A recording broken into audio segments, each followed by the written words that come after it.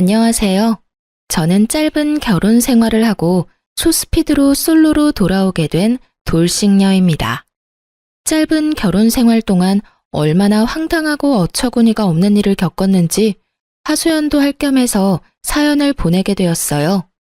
워낙 글재주가 없어 부끄럽긴 하지만 부디 재미있게 들어주시면 감사하겠습니다. 저와 남편은 선자리를 통해 만났고 결혼 정년기에 만난 사이였기에 자연스럽게 결혼 이야기가 오가게 되었어요. 우리 결혼할래?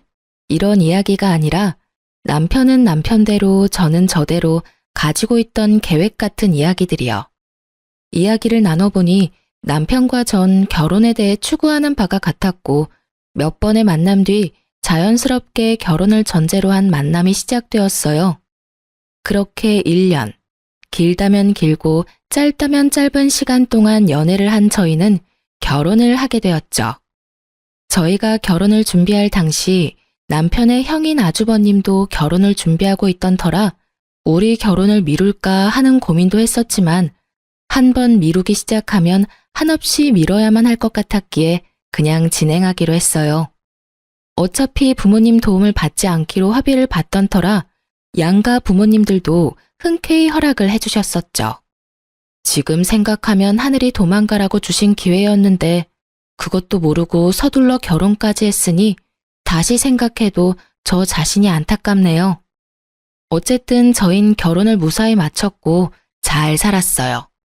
그런 저희와는 달리 오래전부터 결혼 이야기가 오가던 아주버님은 상견례까지 하고선 파혼을 하게 되었어요.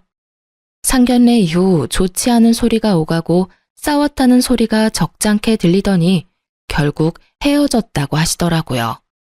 아주버님의 파혼, 문제는 여기서부터 시작되었어요. 파혼을 하게 된 아주버님은 외롭다는 말도 안 되는 이유로 저희의 신혼집을 자주 오기 시작했고 숨쉬듯 자연스럽게 부부 사이에 눈치도 없이 끼어 시간을 보내려고 하더라고요. 그것도 한두 번이지 웃으면서 넘길 수 있는 횟수가 넘어가고 급기야 일주일에 5번을 오는데 결국 전 폭발하고야 말았죠. 자기야, 이야기 좀 해. 왜? 무슨 일 있어? 화난 것 같은데? 나 지금 화났어. 그것도 아주 많이. 왜? 무슨 일이길래 그렇게까지 화가 났어? 몰라서 물어? 아주버님, 당신 형, 너무 자주 오잖아. 한 달에 한두 번도 뜨악할 일인데 일주일 5번은 해도 너무하잖아. 나 정말 불편해. 시누이가 온다고 해도 불편한데 하물며 아주버님은 남자잖아. 내가 얼마나 불편하겠어? 그리고 우리 신혼이야, 신혼. 아직은 알콩달콩해야 할 시기에 매번 아주버님이 끼어서 그게 뭐냔 말이야. 그러면 파혼하고 힘들어하는 사람 오지 말라고 그래. 힘들다 외롭다를 입에 달고 사는 형을 그냥 내버려 두란 말이야? 아무리 외로워도 너무 자주 오시잖아. 아무튼 이건 아니야. 2명이 사는 게 아니라 3명이 사는 기분이라고. 뭘 또 그렇게까지 말하냐? 불편해도 조금만 참아주면 안 돼? 형이 한평생 외롭겠어. 그냥 형이 좀 편안해질 때까지 조금만 우리가 참고 이해해주면 되잖아. 그게 그렇게 힘들어? 저는 남편과의 대화를 통해 깨달았어요. 말이 통하지 않는 인간이라는 것을요. 형을 많이 따르고 남다른 정이 있다고 생각은 했었지만 이 정도일 줄은 상상도 못했던 거죠. 도무지 말을 들어 먹을 생각이 없는 남편놈을 위해 전 한 가지 묘수를 생각해냈어요. 그날 저녁 남편은 저의 예상대로 제 말은 무시한 채 아주버님과 함께 집으로 함께 들어왔고 집으로 들어온 2사람은 소파에 앉은 손님을 보고 화들짝 놀래더군요. 장인어른 오셨어요? 우리 사위 이제 오나? 사돈 총각도 놀러 왔나 보네요. 아, 네, 사돈 어르신. 오랜만에 뵙겠습니다. 그래요. 전 집으로 아빠를 불렀어요. 남편의 말대로 아주버님이 외로워서 오는 거라면 저희 아빠도 외롭긴 매한가지니 오시라고 한 것이었죠. 갑작스러운 아빠의 등장에 2사람은 적잖게 당황을 하더라고요. 그랬겠죠. 사위 불편하다고 집에는 한 번도 오신 적이 없는 장인어른이 온다 간다 연락도 없이 떡하니 거실 소파에 앉아 계시니까요. 남편은 당황하는 것도 잠시 저를 쏘아보다가 따로 안방으로 부르더라고요. 왜? 나 저녁 준비 중인 거 안 보여? 저녁이고 뭐고 왜 장인어른이 우리 집에 있어? 왜? 당신 형은 와도 되고 우리 아빠는 오면 안 돼? 당신 정말 이런 식으로 나올 거야? 이게 뭐 하는 짓이야, 유치하게. 뭐가 유치한 건지 난 모르겠네. 난 그저 당신이 외로운 형 챙기길래 나도 더 늦기 전에 외로운 우리 아빠 챙기기로 결심한 것뿐이야. 외로운 사람들끼리 다 모여서 저녁 먹자는데 그게 뭐 문제가 돼? 남편은 할 말이 없는지 그저 가자미 눈을 하고 저를 노려보더군요. 그런 남편의 눈빛을 무시한 채 전 거실로 나왔고 거실엔 몹시 불편해 보이는 아주버님과 이 모든 상황이 그저 재미있다는 듯 웃고 계시는 아빠가 있었어요. 이미 저에게 모든 상황을 전해들은 아빠는 괜히 아주버님에게 말을 걸더라고요.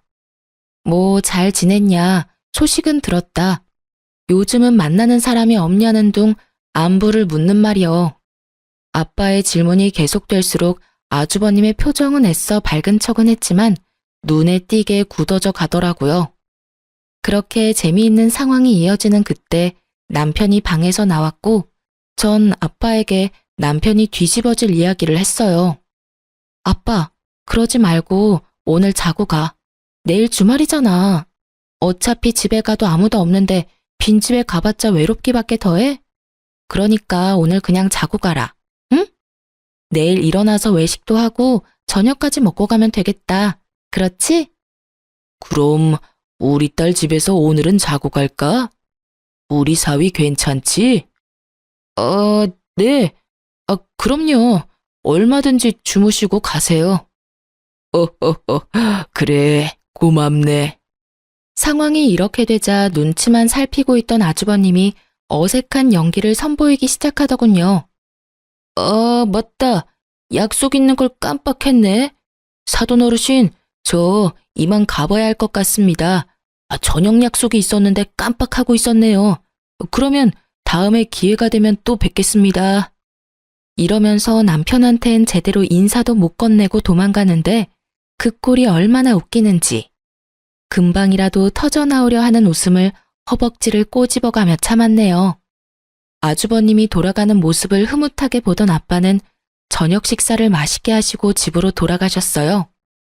아무리 생각해도 사위가 불편할 것 같으니 잠은 다음에 와서 주무시겠다는 말을 남기시고요. 이렇게까지 했으면 충분히 반성하고 깨달은 바가 있을 거라고 생각했는데 그렇지 않더군요. 며칠 뒤 아주버님은 또 집으로 찾아왔고 저는 또 아빠를 불렀죠. 아무리 눈치가 없는 사람이라도 그런 상황이 반복되니 제가 본인의 방문을 달가워하지 않는다는 걸 알아챘는지 아주버님은 집으로 오지 않더라고요. 이제 방해꾼도 사라졌겠다. 본격적인 신혼이 시작될 거라고 기대했는데 상황은 이상한 방향으로 흘러가더군요. 집으로 오지 못하는 상황이 된 아주버님은 남편을 밖으로 불러내기 시작했고 저희의 또 다른 싸움이 시작되었죠. 하루가 멀다고 불러내는 아주버님도 이해가 되지 않았지만 날마다 신나서 아주버님을 만나고 다니는 남편이 더 이해가 되지 않더군요. 자기 가족이 그렇게 중요하면 왜 나랑 결혼까지 해서 날 이렇게 외롭게 만드나 이런 생각도 들었어요. 결국 점점 늦어지는 남편을 지켜보던 저는 2차 폭발을 하고 말았죠. 그날은 12시가 되기 5분 전 문을 열고 들어오는 남편을 보는데 머리 끝까지 화가 나더라고요. 그래서 전 소리를 냅다 질러버렸어요. 지금이 몇 시인 줄 알아? 또 아주버님 만났니? 그럼 내가 이 시간까지 누굴 만났겠어. 형이랑 저녁 먹고 이런저런 이야기하다 보니까 늦었네. 많이 기다렸어? 화가 머리끝까지 난 저와는 달리 남편의 표정과 말투는 평온하기 그지없었고 전 여기에서 더 흥분해봤자 저만 손해라는 생각에 긴 한숨을 쉰 후 말을 이어나갔어요. 그래봤자 결국 따지는 꼴이 되긴 했지만요. 여보, 당신이 생각해도 너무하다는 생각 안 해? 많이 기다렸냐고? 나 요즘 집에 와서 하는 일이 당신 기다리는 일뿐이야. 회사 일이 바빠서 매일같이 야근한다고 해도 섭섭할 것 같은데 당신은 당신 형이랑 노느라고 매일 이렇게 늦는 거잖아. 당신 이럴 거면 왜 나랑 결혼했어? 서로 한시라도 떨어지기 싫어서 매일 헤어지는 게 싫어서 결혼한 거 아니야? 그래서 한 결혼인데 왜 난 매일매일 외로워? 왜 이렇게 외로운 거냐고. 아주버님이 당신 친구도 아니고 그렇게 외로우시면 아주버님도 친구들 만나면 되잖아. 왜 하루가 멀다고 당신만 찾아? 난 있잖아. 도저히 이 상황이 이해도 안 되고 이 상황을 어떻게 받아들여야 하는지 모르겠어. 따지는 꼴이 되긴 했지만 전 최대한 감정적이지 않게 말하려고 애썼어요. 싸우려는 목적의 대화가 아닌 이 상황을 슬기롭게 풀기 위한 대화였으니까요. 하지만 남편은 이런 저의 의도와는 다르게 버럭 화를 내며 저를 나무라기 시작하더군요. 그러면 어떻게 해? 결혼하려다가 파혼했다는 소문이 친구들 사이에 다 퍼져 쪽팔려서 못 만나겠다는데. 파혼이 자랑할 만한 일이 아니란 건 저도 잘 알고 있습니다. 하지만 그런 이유로 한 가정의 가장이 된 동생을 날마다 부르는 게 제정신 박힌 사람이 할 짓인가요? 심지어 친형이? 말도 되지 않는 이유도 기가 막히는데 더 기가 막히는 말을 하기 시작하더군요. 당신이 우리 형이 집에 오는 것만 방해하지 않았으면 이런 일도 없었잖아. 나도 날마다 밖에서 형이랑 밥 먹고 시간 보내는 거 피곤해. 나라고 뭐 마냥 좋은 줄 알아? 그러게 누가 장인어른 내세워서 그딴 짓 하래? 이런 걸 보고 자업자득이라고 하는 거야. 알겠어? 이게 전부 내 탓이라고? 애초에 아주버님이 우리 집에 날마다 찾아오지만 않았어도 이런 일은 없었어. 어디서 모함질이야? 전 결국 참았던 화를 분출해버렸고 남편은 더는 말도 하고 싶지 않다며 방으로 들어가 버리더군요. 정말 그 순간 남편을 따라 들어가서 당장 이혼하자고 해버리고 싶은 걸 겨우 삼켰습니다. 그놈의 사랑이 뭔지. 이혼을 하기엔 그때까진 저는 남편을 너무 사랑했고 결혼한 지 얼마 되지 않았으니 맞춰가는 과정이라고 생각도 했던 것 같아요. 왜 그런 생각을 했는지 지금은 이해가 되지 않지만 그땐 그랬어요.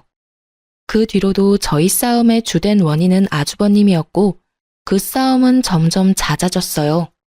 그러던 어느 날 저의 분노는 완전히 터지고 말았고 제 입에선 결국 참았던 이혼이 튀어나오고야 말았죠. 비록 이혼하자가 아니라 이혼이야 하는 경고성이 가득한 말이었지만 저에겐 마지막 경고와도 같은 것이었습니다. 그날도 남편은 아주버님과 저녁을 먹고 들어오겠다며 문자를 보내왔고 전 제 할 일을 하며 남편을 기다렸어요. 하지만 남편은 돌아오지 않았고 아침 해가 뜰 때까지도 남편은 오지 않더군요. 연락도 없이 외박이라니. 그쯤 되니 오기가 생겼고 저도 연락은 하지 않고 기다렸어요. 그렇게 기다리고 기다리던 남편은 정오가 넘어서야 집으로 뭉구적거리며 들어왔고 전 그야말로 터지고 말았어요. 야, 너 진짜 미쳤어? 네가 제정신이야? 외박? 미쳤지 미쳤어. 당장 어디서 뭘 했는지 설명하지 못해? 노발대발하던 저의 모습에 남편은 우물쭈물 눈치만 살피고 있더군요. 이 새끼를 어떻게 해야 하나 깊은 고민에 빠져드는 그 순간 시모에게 전화가 왔습니다. 아가, 아범 잘 들어갔니? 어제 아범이랑 네 아주버님이랑 우리 집에서 밥 먹고 술을 한잔 했는데 그만 잠이 들었지 뭐니. 나도 먼저 잠들어서 오늘 아침에야 둘 다 여기서 잠든 걸 알았어. 아침에 너한테 연락한다는 게 애들 밥 챙기다 보니까 깜빡해버렸어. 걱정 많이 했지? 내가 진작 연락을 했어야 했는데 늙으면 이렇게 깜빡깜빡 한다니까. 누굴 바보로 아는 것인지 시모의 말은 절 납득시키기엔 부족했고 짜고 하는 말이 분명하다는 생각만이 가득했어요. 그렇다고 따지고 들자니 증거가 없더군요. 그래서 전 이 원흉의 싹을 잘라내기로 했어요. 당신 앞으로 다신 아주버님하고 만나지 마. 명절에 시댁에서 보는 건 어쩔 수 없지만 그 외에 밖에서든 시댁에서든 사적으로 만날 생각도 하지 마. 한 번만 더 이런 일 있으면 우리 이혼이야? 당신도 알지? 내 입에서 이혼이라는 말 나온 이상 절대 번복은 없다는 거. 아, 알겠어. 진짜 미안해. 앞으로 형 만나지 않을 테니까 화 좀 풀어. 연애할 때도 홧김에라도 헤어지잔 말을 해본 적이 없었어요. 남편에게도 늘 말했었죠. 그런 말은 함부로 하면 절대로 안 되고 내 입에서 그런 말이 나오면 정말 마지막 기회이니 절대로 같은 잘못을 저지르지 말라고요. 남편도 그 말을 기억하는지 싹싹 빌며 제 마음을 달래주려고 노력했고 전 정말 마지막으로 주는 기회라고 다시 한번 강조해서 말해주었어요. 저의 경고가 있고 난 뒤 이대로는 정말 이혼당하겠다 싶었는지 남편이 좀 더 가정에 신경 쓰고 노력하는 모습을 보여주기 시작하더군요. 아주버님의 연락도 받지 않았고 어쩌다 통화라도 하는 날엔 장인어른 핑계를 대며 나가지 않는 모습도 보이더라고요. 전 한 번의 외박이 문득문득 떠올라 신경이 쓰이긴 했지만 한 번쯤은 그럴 수 있다. 시댁에서 정말 술을 많이 마시고 잠들었겠지 라고 생각하며 애써 그 생각은 하지 않으려고 애썼어요. 앞으로 남편이 달라진 모습을 보이고 가정에 잘하면 큰 문제가 될 것 없다고 생각했으니까요. 그렇게 몇 달 남편은 저에게 충실했고 그야말로 100점짜리 남편이었어요. 전 다시 남편에게 조금씩 신뢰라는 것이 쌓여갔고 그 무렵 남편은 일이 바빠져 늦기도 했지만 저녁 10시를 넘기는 일이 없었기에 그런가 보다 하며 다른 쪽으론 의심하지 않았어요. 전 너무나도 안일하게 일상을 보내고 있었던 것이었어요. 그러던 어느 날 저에게 청천벽력 같은 일들이 한꺼번에 일어났어요. 그 당시 제가 다니던 회사 사정이 어려워져 인원 축소에 들어가게 되었고 유부녀인 저는 권고사직 1순위 대상자가 되었죠. 결국 전 아무것도 못 챙기고 쫓겨나기 전에 소정의 위로금을 받고 권고사직을 받아들이기로 했어요. 20대 시절을 다 갈아 넣었던 회사였는데 유부녀란 이유로 퇴사를 해야 할 상황에 놓이자 그 허탈함을 감출 수가 없더군요. 짐을 챙겨 회사를 나오며 터지려는 눈물을 꾹 참고 남편에게 전화를 걸었더니 낮 시간이라 회사 일이 바쁜지 전화를 받지 않더라고요. 당장 하소연이 하고 싶은 마음은 굴뚝이었지만 바쁜 남편 괜히 신경 쓰이게 하지 말자는 마음에 그냥 집으로 갔어요. 그런데 전화를 받지 않던 남편은 집에 이미 와 있더라고요. 그것도 낯선 여자와 함께요. 아침에 남편이 신고 있던 신발 옆에 제 것이 아닌 여자 구두가 현관에 나란히 있었고 두 사람은 욕실에 함께 있는 듯 목소리가 들리더군요. 이게 무슨 상황인가 아주 잠깐 멍했던 것 같아요. 하지만 이내 이 놀라운 상황이 파악되더라고요. 제가 퇴사당한 것을 상상치도 못한 남편놈은 제가 그 시간에 집으로 돌아올 거란 생각은 전혀 하지 못했고 집으로 여자를 끌어들여 욕실에서 좋은 시간을 보내느라 제가 오는 소리조차도 듣지 못했던 것입니다. 집에 여자까지 끌어들인 새끼가 어쩜 그렇게도 조심성조차 없는지 당장이라도 욕실 문을 열어젖혀 두 연놈을 가만두고 싶지 않은 마음을 억누른 채 일단 밖으로 나와 지하 주차장에 세워진 제 자동차에 몸을 실었어요. 그리고 전 미친 남편 새끼를 어떻게 처리해야 할지 생각하고 또 생각했어요. 도저히 그냥 이혼만으로는 제 분이 풀리지 않을 것 같았거든요. 그러면서도 제 두 눈은 공동 현관문만을 주시하고 있었죠. 그렇게 머리론 생각을, 눈은 공동 현관문을 보고 있는데 주차장에 익숙한 자동차가 빠른 속도로 들어오는 것이 아니겠어요? 그 차는 아주버님의 차였는데 차 안에는 아주버님과 함께 여자가 타 있었고 놀랍게도 집에서 나온 두 연놈이 자연스럽게 아주버님의 차를 타더라고요. 그 모습을 보는데 손뿐 아니라 다리까지 다 떨려오더군요. 눈물도 나지 않았어요. 그저 머릿속에 이 치욕감과 배신감을 어떻게 되갚아줘야 두 발 뻗고 잘 수 있을까? 이 생각만이 가득했죠.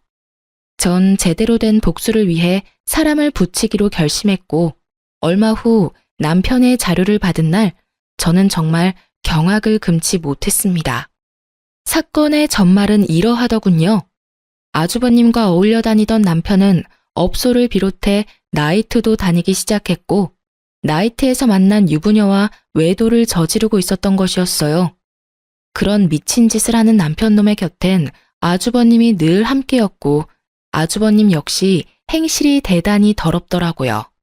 집까지 끌어들인 여자는 나이트에서 만난 유부녀였고, 아주버님 차에 타고 있던 여자와 상간녀는 서로 친구 사이로 그 여자 역시 유부녀였어요.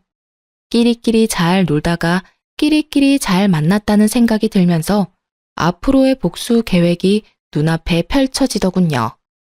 일단 전 흥신소에서 알려준 두 여자의 남편에게 연락을 해 상황 설명을 하며 만나자고 했어요. 두 남자는 저를 의심하면서도 약속 장소로 나왔고, 전 두 남자에게 제가 받은 사진들을 보여주며 현재 내 남편과 아주버님이 누굴 만나고 어떤 짓을 하고 있는지 알려주었어요. 그러면서 한 가지 간곡한 부탁을 했어요. 이제 제 말 믿으시죠? 사진을 보셨다시피 지금 상황이 꽤 경악스러워요. 저도 처음에 모든 사실을 알았을 땐 믿기지도 않았고 믿고 싶지도 않았는데 애석하게도 이게 현실이더라고요. 그래서 어떻게 복수를 해야 하나 이리저리 생각해봤는데 아무리 생각해도 혼자서 하는 복수는 성에 차지 않을 것 같아서 이렇게 연락드리게 됐어요. 부탁을 좀 드리려고요. 전 상간녀 소송을 물론 진행할 예정이고 두 분께도 소송을 부탁드리려고 합니다. 제 남편 그리고 아주버님한테 상간남 소송 꼭 좀 해주세요. 부탁드립니다.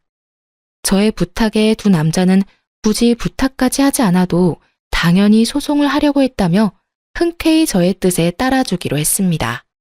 그렇게 약속을 받아낸 저는 지체하지 않고 점심시간에 맞춰 남편의 회사 앞에 찾아갔어요. 저의 예상대로 사람들이 줄지어 나오고 있었고 남편 역시 그 사이에서 모습을 드러내더라고요. 저를 발견한 남편은 반가운 얼굴을 하며 달려왔고 전 준비된 말을 했어요. 여보, 회사 앞까지 무슨 일이야? 밥은? 점심 같이 하려고 왔어? 점심 같은 소리 하네. 이혼하자고 말하려고 왔어. 우리 이혼하자. 뭐? 이혼? 갑자기 무슨 이혼이야. 말을 알아들을 수 있게 해.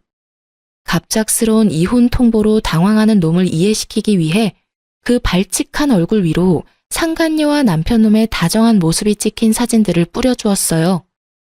그러자 그 사진들이 뭔지 알지도 못하는 남편놈은 되레 화를 내더군요. 이게 무슨 짓이야? 너 진짜 미쳤어? 갑자기 찾아와서 이혼 타령을 하지 않나? 이건 또 뭐 하는 짓이야? 나한테 소리치기 전에 바닥에 떨어진 사진 구경이나 해. 그러고 나서도 나한테 할 말이 있다면 그때 짓거려 보든가. 아마 할 말은 없을 테지만 말이야. 제 말에 남편은 바닥으로 시선을 떨구었고 사진을 살펴보던 남편의 눈썹이 파르르 떨리더군요. 제가 예상했던 대로 어느새 저와 남편 주변엔 많은 구경꾼들이 몰려들었고 남편은 주변 소음에 아차 싶었는지 저에게 뭐라고 변명할 정신도 없이 바닥에 떨어진 사진들을 미친 듯이 줍기 시작하더군요. 허겁지겁 줍는 꼴이 얼마나 한심하고 꼴 같지도 않던지. 전 그 길로 집으로 돌아왔고 비밀번호를 바꿔버렸어요. 모든 것이 밝혀진 이상 더는 그놈과 한 집에 있을 필요가 없었으니까요. 어느새 남편의 퇴근 시간이 지나고 그렇게 오라고 애원해도 오지 않던 남편놈은 아주 칼퇴근을 하고선 집으로 돌아왔더라고요. 비밀번호를 누르는 소리와 문을 두드리는 소리가 번갈아가며 들려왔지만 당연히 전 문을 열어줄 생각이 없었고 조용하다 싶었던 남편은 시댁으로 갔는지 시모에게서 전화가 오기 시작하더군요. 그 역시 상대할 가치가 없다고 생각한 저는 시모 전화도 무시했고 그 후로도 시댁의 모든 연락에 무시로 일관했어요. 그렇게 전 연락은 절대 받지 않으며 바쁘게 지냈습니다. 변호사도 선임하고 혹시 모를 상황을 대비해 소송 준비도 시작했죠. 변호사분 말씀으론 증거가 워낙 확실해 걱정할 것 없다고 했지만 뭐든 확실한 게 좋았던 저는 준비한 자료들을 확인하고 또 확인했어요. 그날도 마찬가지로 변호사분과 만나 이혼과 소송에 관해 이야기를 나누고 집으로 돌아왔는데 글쎄 저희 집 도어락이 다 뜯겨 있더라고요. 처음엔 도둑이 들었나 싶었어요. 처참하게 뜯긴 도어락을 보는데 집에 들어가기가 꺼려지더라고요. 경찰에 신고를 하려는 순간 뜯긴 도어락 구멍 사이로 낯익은 신발들이 보이더라고요. 전 설마 하는 마음으로 집으로 들어갔고 그 설마는 저희 집 거실에 현실이 되어 있더군요. 모두 예상하시다시피 시모와 남편 그리고 아주버님까지 제 집인 양 소파에 앉아 절 기다리고 있더라고요. 정말 이게 무슨 상황인가 싶으면서도 어이가 없더라고요.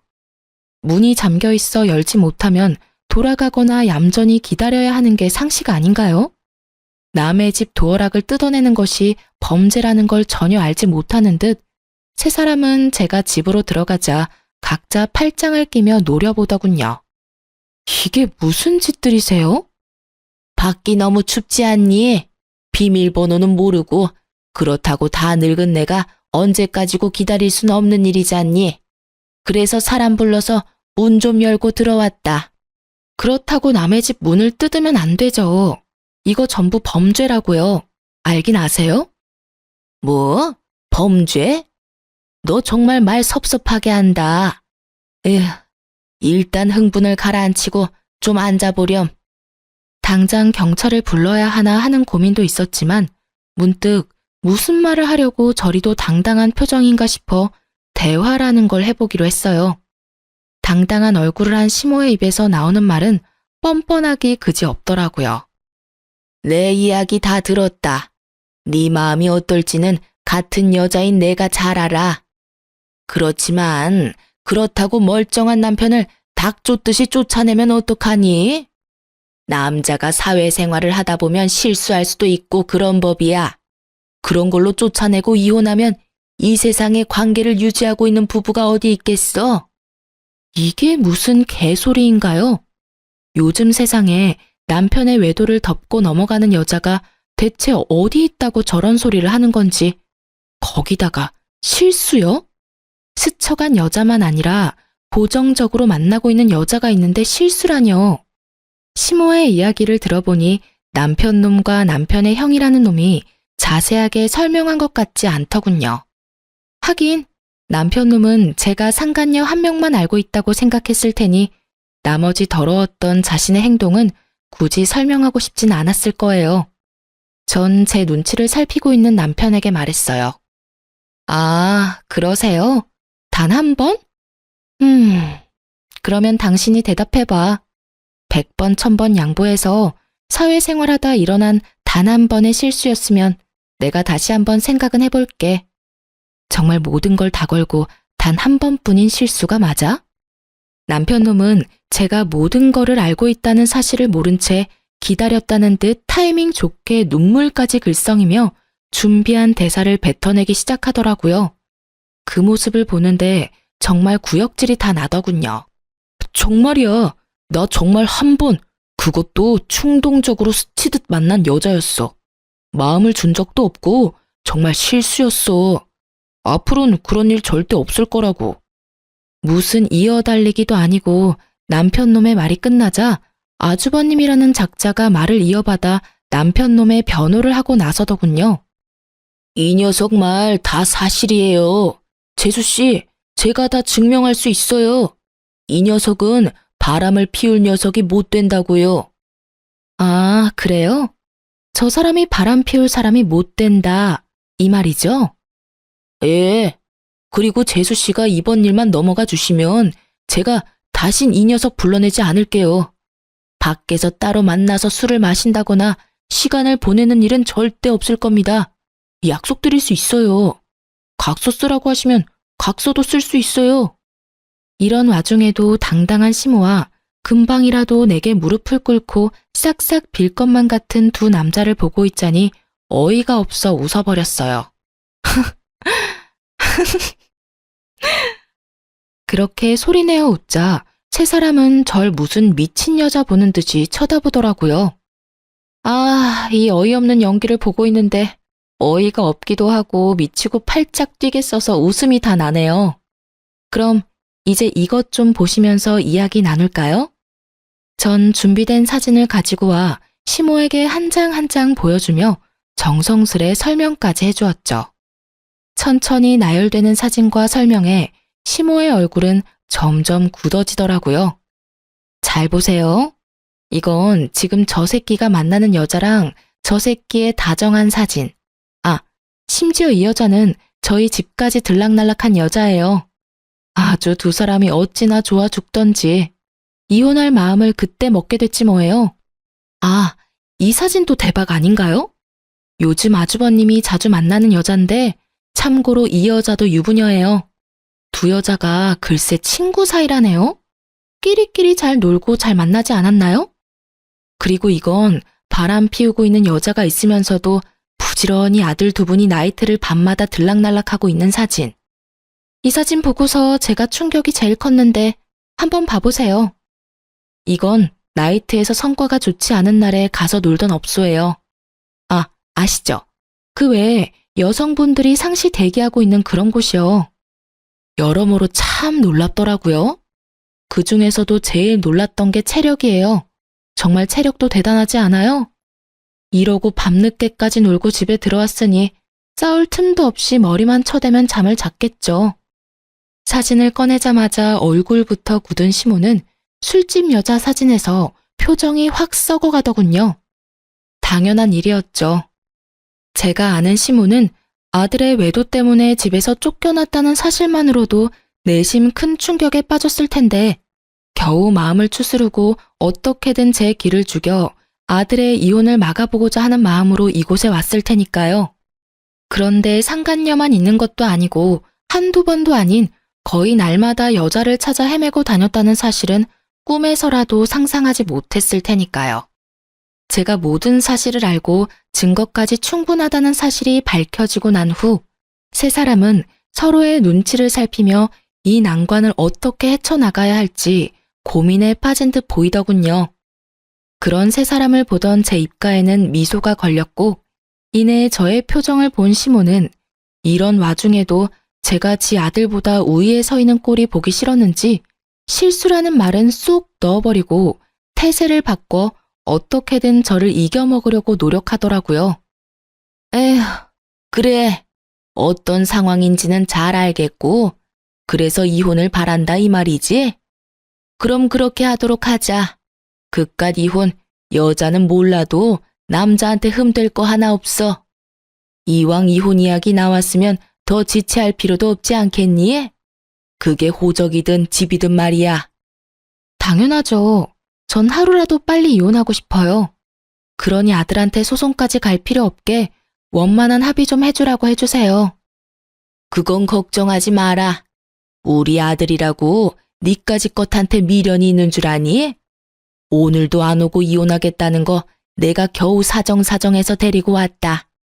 이럴 줄 알았으면 그냥 나만 오는 거였는데 내가 지금 후회가 커. 아, 그러셨어요? 그러면 이혼은 하기로 했고 더 할 말 없으면 이만 좀 가주실래요, 다들? 아까부터 주거 침입으로 신고하고 싶은 걸 겨우겨우 참고 있는 중이거든요. 아가, 아니 얘, 그게 무슨 말이니? 나가려면 네가 나가야지. 어머님, 아니 아줌마, 왜 내가 나가요? 나가려면 당신네들이 나가야죠. 참, 여기 엄연한 내 아들 집이다. 그러니 당연히 네가 나가야지. 지금까진 어떻게든 둘이 화해시켜보려고 네가 내 아들 쫓아내고 내 아들 집에서 혼자 편히 지내는 걸 내가 두고 보고 있었지만 이젠 아니지. 네가 내 아들과 기어코 이혼하겠다고 하니 더는 여기서 지내는 꼴은 못 본다. 그러니 지금 당장 짐 챙겨서 나가. 그렇지 않으면 네가 부르겠다고 한 경찰 내가 지금 부를 테니 말이다. 무슨 이야기의 서두가 이렇게나 긴가 싶었더니 결국 집 이야기더군요. 설마 하며 생각은 했었지만 이 정도로 시모가 아는 것이 없을 줄이야. 시모의 당당한 요구와는 달리 형제의 눈동자는 급격하게 갈 곳을 잃고 흔들리고 있더라고요. 그 눈빛에서 제발 아무 말도 하지 말아달라는 간절함이 보였지만 전 그렇게 해줄 생각이 없었고 진실을 시모에게 말해주었어요. 아줌마, 그러니까 당신들이 나가란 말이에요. 무슨 말인지 모르겠어요? 여기 내 명의, 내 집이에요. 제 말에 시모는 이때껏 보이던 차분하고 당당한 모습은 온데간데 없이 사라지고 노발대발하며 흥분을 하기 시작하더라고요. 뭐? 그게 무슨 소리니? 아무리 집 사는데 네 돈이 좀 들어갔다고 한들 당연히 집은 남자 명의로 했어야지. 절대 이 집은 포기 못한다. 내 아들 돈이 네 돈보다 훨씬 많이 들어갔어. 난 소송을 해서라도 집 지킬 테니 그런 줄 알아. 당연하지 않은 말을 당연하게 뱉고 있는 시모의 입에서 급기야 소송이라는 단어가 나왔고 전 굳이 제 입으로 말하기 싫었던 사실까지 말하게 되었어요. 아줌마, 잘 들으세요. 이 집에 아줌마 아들 돈 땡전 한 푼도 안 들어갔어요. 이 집 살 당시에 그 잘나신 아줌마 큰아들이 도박 빚으로 결혼 자금까지 다 날려먹었어요. 그래서 아줌마 둘째 아들이 자기 결혼 자금을 털어서 그걸 도와줬고요. 그러니 어떻게 했겠어요?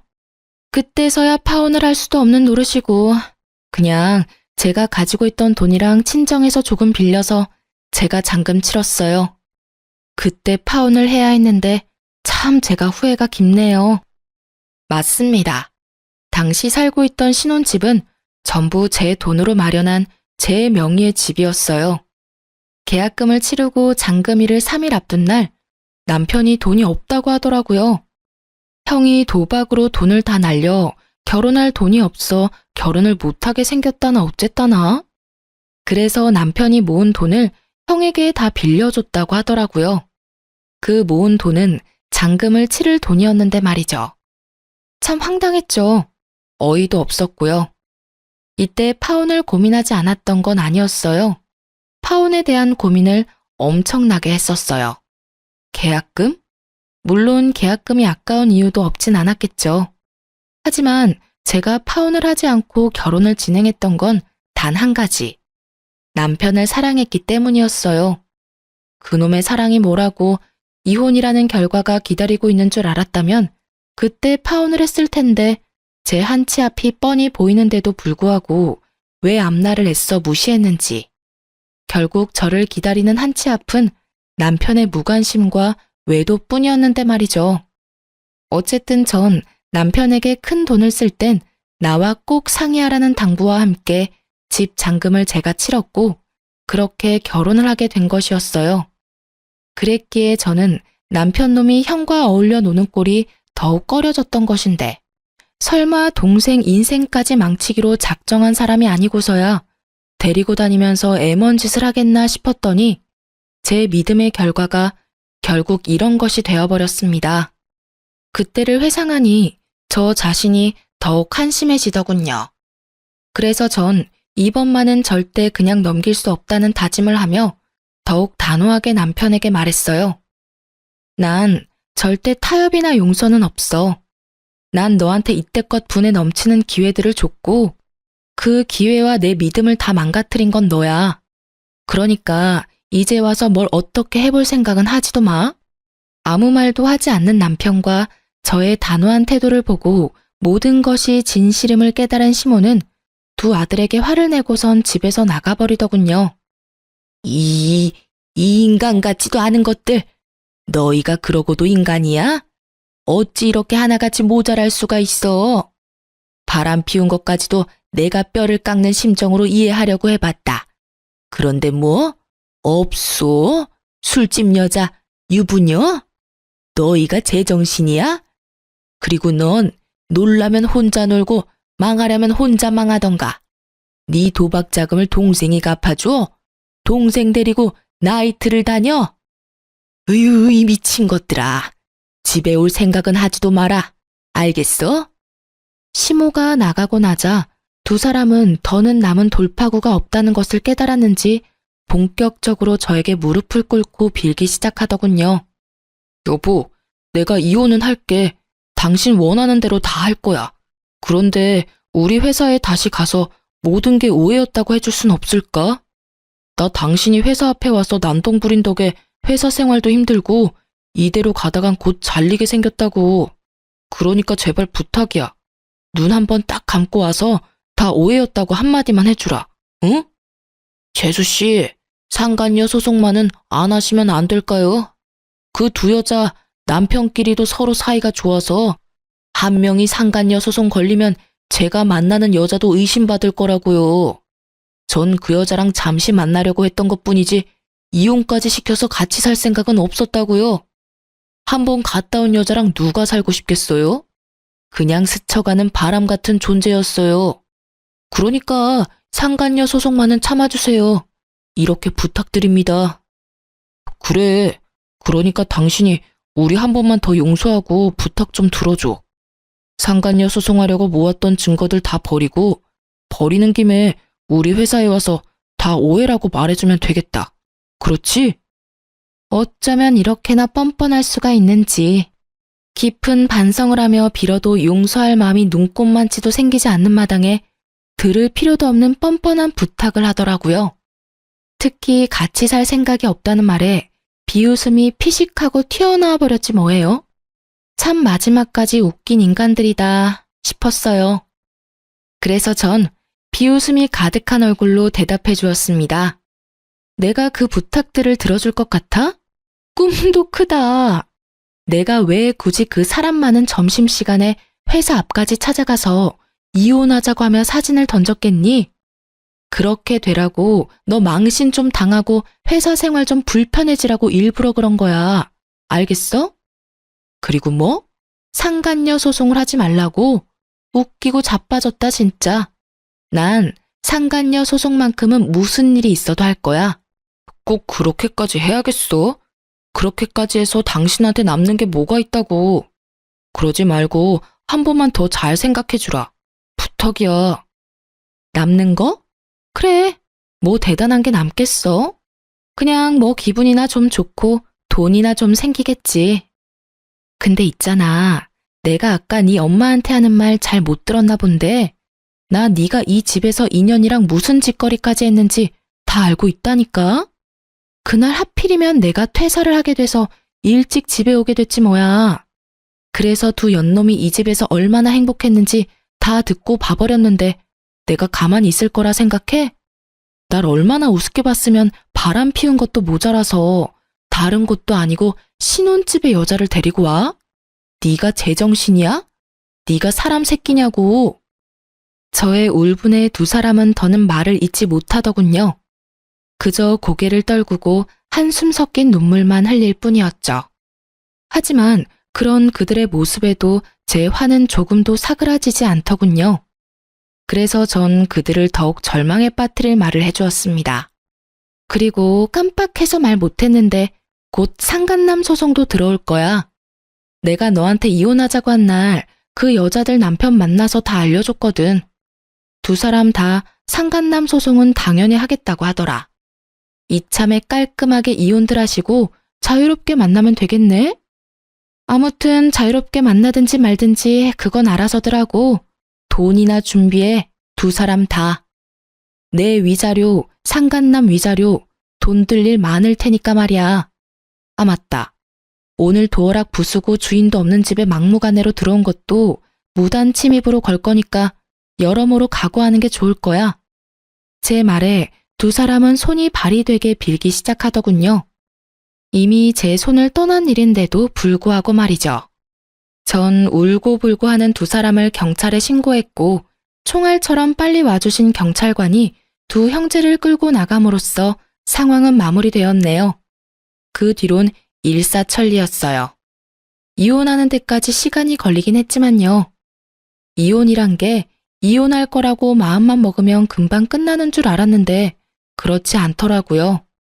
이혼은 하겠지만 위자료는 줄 수 없다는 남편놈 덕분에 소송으로 이어졌고 시간이 길어진 만큼 제가 원하는 결과는 얻어낼 수 있었습니다. 저는 총 4명에게 위자료를 받았어요. 전 남편, 전 남편의 형, 시모, 그리고 상간녀까지. 어찌되었든 이혼을 하게 되니 속이 말이 아니었는데 든든한 통장을 보니 치유가 되더라고요. 그야말로 금융치료였죠. 이런 저와는 달리 전 남편 놈은 그야말로 지옥을 경험하고 있는 것 같았어요. 마지막으로 법원에서 만났을 당시 행색이 형편없는 것도 통쾌했지만 절 정말로 통쾌하게 했던 건 전 남편의 말이었어요. 내가 요즘 어떻게 사는 줄 알아?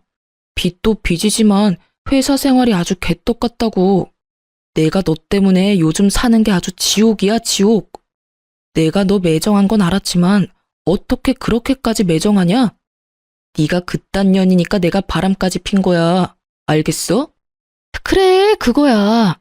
네가 빚에 허덕이는 것도 회사 생활이 개떡같이 된 것도 곧 회사에 잘리게 되더라도 거긴 내 탓은 하나도 없어. 방금 네가 말했듯이 모두 다 네가 바람까지 쳐 폈기 때문에 이 모든 일이 일어난 거야. 알겠어? 이 개만도 못한 새끼야. 아휴, 내가 개만도 못한 놈이랑 무슨 말을 하고 있냐. 그냥 갈 길 가고 다신 마주치지도 말자. 부탁이다. 어? 이렇게 그놈과의 짧지만 질긴 인연이 끝이 났어요. 법원에서 들은 말인데 전 남편도 전 남편이지만 그 형도 여기저기 위자료를 주느라 빚더미에 앉았다고 하더라고요. 끝까지 두 아들을 거부하던 시모는 두 아들이 빚더미에 앉게 되자 결국 받아줬다고 하더군요. 기껏 다 키워서 출가시켰던 아들들이 빚만 가득 안은 채 다시 돌아왔을 때의 그 심정. 경험해보지 않아도 노년이 아주 고달플 거란 것은 확실히 알겠더라고요. 거기에다가 회사까지 잘리게 되면 꽤 볼만할 것 같지 않나요? 요즘 전 꽤 괜찮게 살고 있어요. 짧은 결혼 생활로 이혼녀 딱지가 붙어버린 사실이 때론 좀 억울하긴 하지만 그런 생각이 들 때면 금융치료로 재빠르게 생각을 환기시켜주고 있어요. 그러면서 그 모든 걸 참고 살았으면 제 명예에 살지 못했을 거라며 위안으로 삼고 있어요. 아, 취업도 했어요. 비록 아빠의 사업체이긴 하지만요. 지금은 격리 업무를 보고 있긴 하지만 곧 현장에도 투입되어 실무도 배우게 될 것 같아요. 아빠 사업체로 취업하며 집도 처분했고 시집을 가기 전과 마찬가지로 아빠와 함께 살고 있어요. 아무래도 이혼 후 제 상태가 불안정해 보이셨는지 외롭다는 핑계로 들어왔으면 한다고 하시더라고요. 그렇게 아빠와 다시 살게 된 저는 아빠의 잔소리가 심한 날엔 사춘기 소녀처럼 아빠와 투닥이기도 해요. 이혼하고 다시 집으로 돌아올 땐 아빠에게 상처드린 만큼 더 잘할 거라고 또 다짐을 했었는데 정신 차려보면 아빠 잔소리에 도망치는 제 자신을 발견하네요. 하지만 입가에 옅은 미소가 걸리신 걸 보니 아빠는 즐기고 계신 것 같아 저도 이 또한 행복이라고 여기며 효도하고 살아보려고요. 하여튼 저는 아주 잘 지내고 있습니다. 이로써 저의 사연은 끝이 났네요. 이제 남은 업무 처리하러 돌아가 볼게요. 사연 들어주신 모든 분 감사합니다. 좋은 하루 되세요.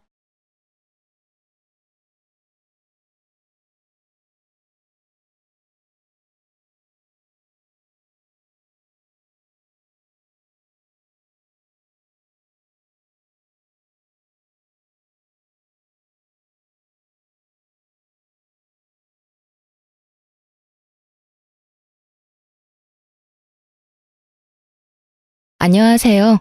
저는 딸아이를 혼자 키우고 있는 30대 후반 여자입니다. 매일 사연을 들으며 하루를 마무리하곤 했는데 막상 사연을 보내려니 엄청나게 떨려오네요.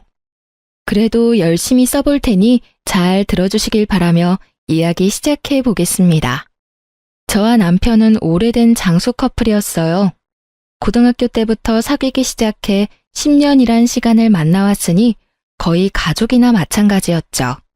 물론 가족 간에도 사이가 좋아 저희가 마침내 결혼한다고 했을 때 얼마나 좋아들 해주셨는지 몰라요.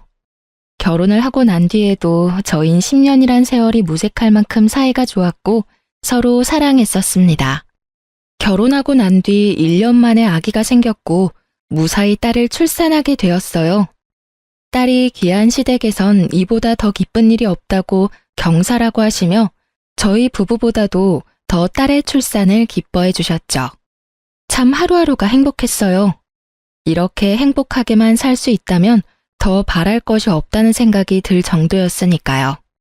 하지만 불행은 예기치 못한 순간에 찾아오더군요. 그날은 남편이 출장을 갔다가 딸아이가 눈에 밟힌다며 무리해서 밤늦게 집으로 돌아오던 길이었어요. 평소 안전운전이 강박에 가까울 정도의 남편이었던지라 별 걱정을 하지 않았는데 그만 교통사고가 나고 말았습니다. 화물 운전을 하던 상대방 운전자가 졸음 운전을 했다고 하더군요. 남편은 그 자리에서 하늘나라로 가버렸고 아기가 2살도 되지 않던 해에 저는 남편을 떠나보내게 되었어요. 처음엔 믿기지 않았어요. 언제든 남편이 현관문을 열고 들어올 것만 같은데 야속한 남편은 돌아오지 않더군요. 그렇게 감당할 수 없는 슬픔에 빠져 몇 달을 보냈던 것 같아요. 그러던 어느 날 딸이 다가와서 엄마라고 하며 제 눈물을 닦아주더라고요. 그때 정신이 번뜩 들었어요. 저는 사랑하는 사람을 잃은 슬픈 여자이기도 했지만 한 아이를 책임져야 할 엄마였다는 사실을 깨달았던 거죠. 그날 이후 전 가까스로 정신을 차렸고 시댁과 친정의 도움을 받으며 아이를 키워나갔어요. 그렇게 3년이란 시간이 지났어요. 축 처진 기저귀를 차고서도 해맑게 웃던 아이는 어느새 5살이 되어 스스로 변기에 가서 볼일을 보고 올 만큼 시간이 지났어요. 여전히 전 시댁과 왕래를 하며 지내며 도움을 많이 받고 있었어요. 아, 여기서 말하는 도움이란 금전적인 도움은 아니에요. 물론 명절 때가 되면 저도 그렇고 아이도 그렇고 용돈을 받긴 하지만 그런 것을 제외하고는 일체의 돈은 받지 않았어요. 그저 제가 쉴 수 있게 아이를 데리고 가서 하룻밤 자주신다거나 먹거리를 해주시는 등 그런 도움들을 주시고 계세요. 가끔 큰 돈을 주려고 하시긴 했지만 사망보험금을 포함해 남편이 남기고 간 것이 꽤 있기도 했고 저도 액세서리를 만들어 온라인으로 판매 중이었기에 돈이 아쉽지 않았던 터라 돈은 필요 없고 가끔 딸아이 좀 봐달라고 부탁드렸네요. 시댁에선 그런 제 의견을 존중해 주셨고 그렇게 저흰 자주 왕래하며 지내왔어요. 그러던 어느 날 시댁에서 좋은 소식이 들려왔어요. 그건 바로 서방님의 결혼 소식이었어요. 워낙 오랜 세월 봐온 터라 정말 기쁘더군요. 주은아, 글쎄 우리 막둥이가 결혼한다는구나. 어머, 정말이에요? 정말 축하드려요, 어머님. 우리 도련님이 드디어 장가를 가다니 제가 다 눈물이 나려고 하네요. 그러니까 어느새 커서 자기 가정을 꾸린다니 세월이 참 빠르구나. 그건 그렇고 너도 상견례 자리에 올 거지? 네? 저도 가고 싶긴 한데 아무래도 안 가는 게 좋을 것 같아요. 왜? 오고 싶으면 오면 되지. 너도 우리 가족이잖니? 그렇긴 해도 상대방 입장에선 아닐 수도 있다는 생각이 들어요, 어머님. 괜히 중요한 날에 저 때문에 괜한 말 나오는 것도 싫기도 하고 괜히 불편할 것 같기도 하고요. 그냥 전 마음만 보낼 테니 저는 신경 쓰지 마시고 잘 다녀오세요, 어머님. 그래, 알겠어. 그러면 상견례는 안 오는 대신 결혼식엔 무조건 와야 해. 너 안 온다고 하면 재원이가 엄청나게 섭섭해할 거야. 알겠지? 네, 결혼식엔 무슨 일이 있어도 꼭 참석할게요. 그렇게 전 결혼식엔 꼭 참석하겠다는 약속을 하고선 전화를 끊었어요. 상견례 자리는 잘 마무리되었다고 했고 어머님께 들은 바론 애교도 많고 싹싹한 것이 마음에 든다고 하시더군요. 시간은 흘러 결혼식 날이 되었고 컨디션이 좋지 않은 딸을 친정에 맡기고 결혼식장으로 갔어요. 시댁 식구들과 인사를 나누고 어머님은 저를 동서에게 소개해주겠다며 신부 대기실로 데리고 가더라고요. 신부 대기실에 앉아있는 동서는 어머님의 말씀대로 참 예쁘고 애교가 많았어요. 어머님을 보자마자 어머님이라고 콧소리를 내며 안기는데 괜찮은 사람이 들어왔다는 생각이 들더군요. 어머님은 동서를 떼어내며 저를 소개해 주었고 저를 본 동서의 반응이 썩 좋지만은 않았지만 그땐 좋은 게 좋은 거라고 많이 긴장해서 그런가 보다 하고 그냥 넘겼어요. 잠깐의 반응 뒤엔 밝게 인사를 해주었기에 다르게 생각할 틈도 없기도 했고요. 결혼식은 잘 마무리되었고 어느덧 두 사람이 신혼여행에서 돌아와 처가를 거쳐 시댁으로 오는 날이 되었어요.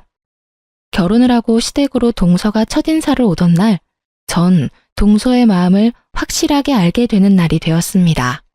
그날도 마찬가지로 어머님의 권유로 딸과 함께 시댁으로 가게 되었고, 뒤이어 동서와 서방님도 들어오더라고요. 모른 척하기에도 힘든 거리에 제가 있었는데도 불구하고 동서는 저를 본체만 채하며 어머님께 달려가 안기더군요. 순간 이건 뭐지? 하는 생각이 들긴 했지만 애써 부정적인 생각은 무시하려고 애썼어요. 그렇게 시작된 선물 증정식. 기대될 리 없었고 역시나 저와 딸을 챙기지 않은 모습에도 실망은커녕 당연하다고 생각했어요. 동서의 입장에선 충분히 준비하지 않을 수 있다고 생각했으니까요. 하지만 서방님의 생각은 다른 듯 동서에게 질책 아닌 질책하더라고요. 여보, 형수님이랑 희은이 선물은? 그게 내가 깜빡했어. 어쩌지? 그런 말이 어디 있어. 내가 산다고 하니까 당신이 산다고 우겨서 내가 알겠다고 한 건데. 여자가 필요한 건 여자가 잘 안다고 호언장담하더니 잊으면 어떻게 해.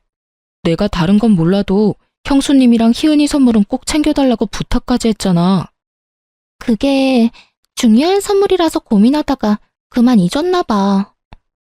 일부러 사지 않은 것이 뻔한데 끝까지 깜빡했다며 동서는 깜찍한 거짓말을 해댔고 전 어차피 받을 생각 없었던 선물인지라 분위기가 더 가라앉기 전에 제가 말을 꺼냈어요. 아우, 그깟 선물이 뭐라고 새신랑 새신부가 싸우려고 해. 난 괜찮으니까 그만하고 밥부터 먹자 우리. 아버님, 어머님 식사하실 시간 한참 지나서 시장하실 거야. 그렇죠, 아버님, 어머님?